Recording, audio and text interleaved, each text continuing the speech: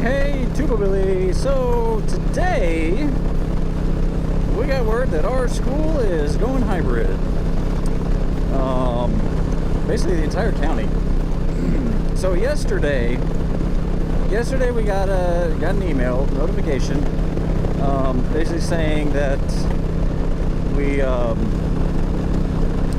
laying out what stage they're going to take, depending on the percentage of infection rate in the county.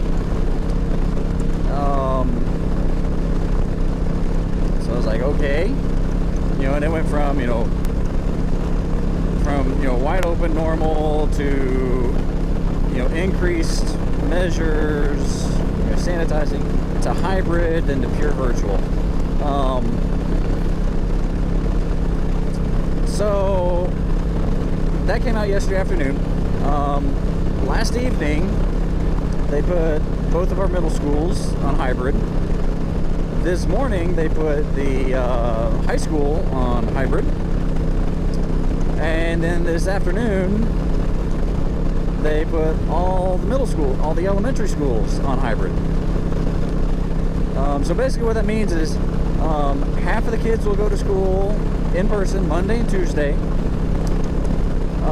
Then they'll be on their computers Thursday and Friday. The other half will go on their computers Monday and Tuesday and go in person Thursday, Friday.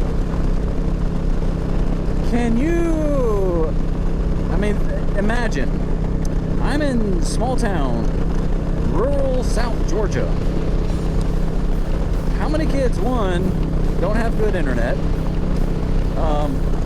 And two, the ones that I'm really concerned about are the ones that don't have good homes. These low-income homes where, we're either,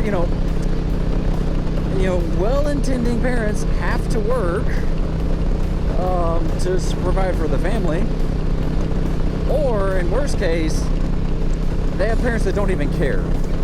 There are so many kids that are so far behind after the past 2 years. There's kids that are now in the second grade that can't read, that can't even recognize letters and sounds. And you know what a good tell is for the future prison rate is third grade literacy.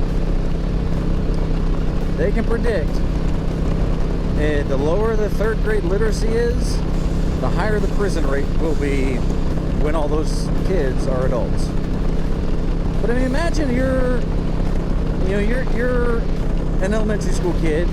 You have a sucky home life. Your parents don't care about you. Maybe they abuse you, maybe not, but they don't teach you over the past 2 years that we've been dealing with all this mess. Which, by the way, all last year we didn't do hybrid. We wore masks. That was all last school year. Now, when the pandemic first started, yeah, they shut everything down. So it's sad, really. It's sad, and it's scary for the future of these children who have crappy home lives.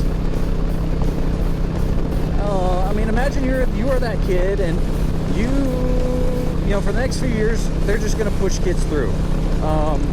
Pass them on to the next grade, just because.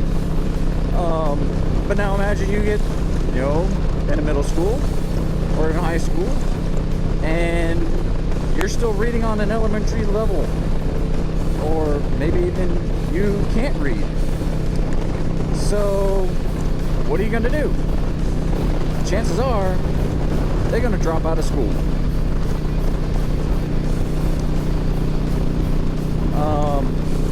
It's just ridiculous. Now, my wife and I have talked about it. We've already made the decision. We're just pulling our kids from school.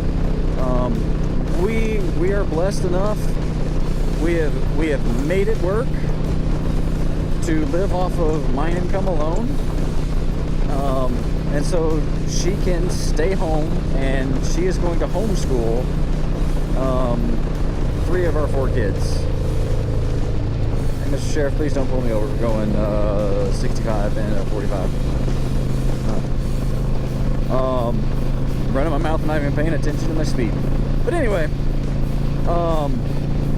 yeah, we're gonna homeschool our kids because, I mean, so I've got an 8-year-old, so I've got a 3rd grader, a 1st grader, and a pre-K, then a 1-year-old at home. The 3rd grader, she would do fine, I think. Our 1st grader is already being homeschooled because he has, they think he has ADHD.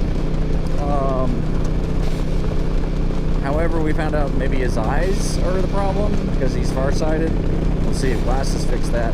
But then our pre-K are like, no, she's just not going to pay attention to lessons on a computer. And I know pre-K is optional, but I don't want her to have to do that.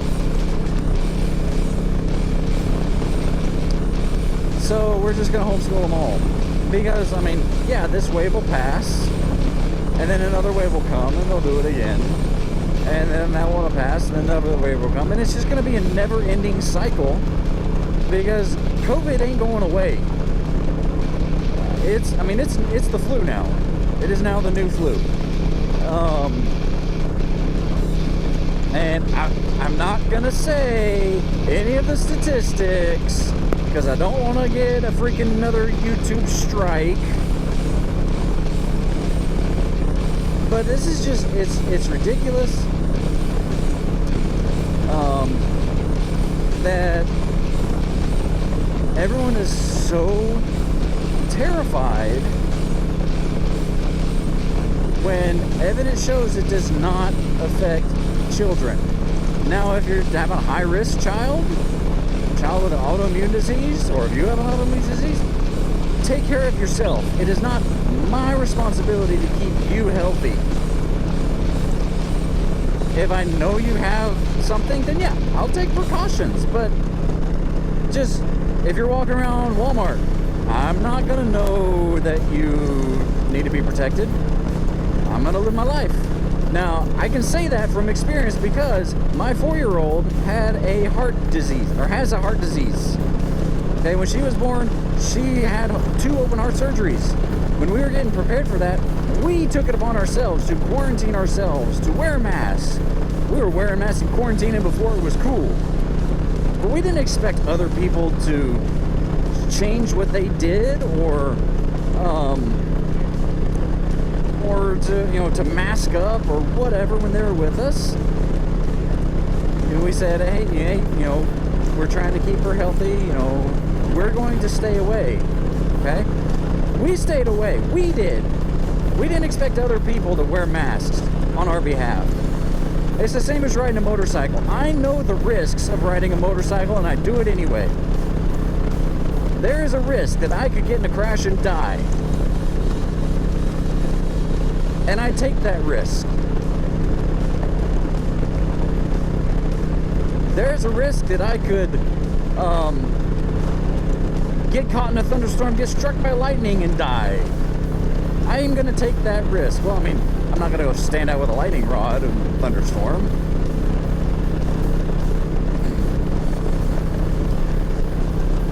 You take precautions where precautions are needed. On the motorcycle, I don't go excessive speeds. I don't drive all crazy. I don't do wheelies. I don't, do stupid stuff. In a thunderstorm, I don't go out with a lightning rod holding it up in the air, saying, "Oh, I hope I don't get struck by lightning." And as far as COVID goes, I keep myself healthy. I take my vitamins. I don't exercise, but I should. But I mean, take care of yourself. That's the bottom line. Because Tuba Billy said so. Please be excellent to each other. Tuba Billy, signing out.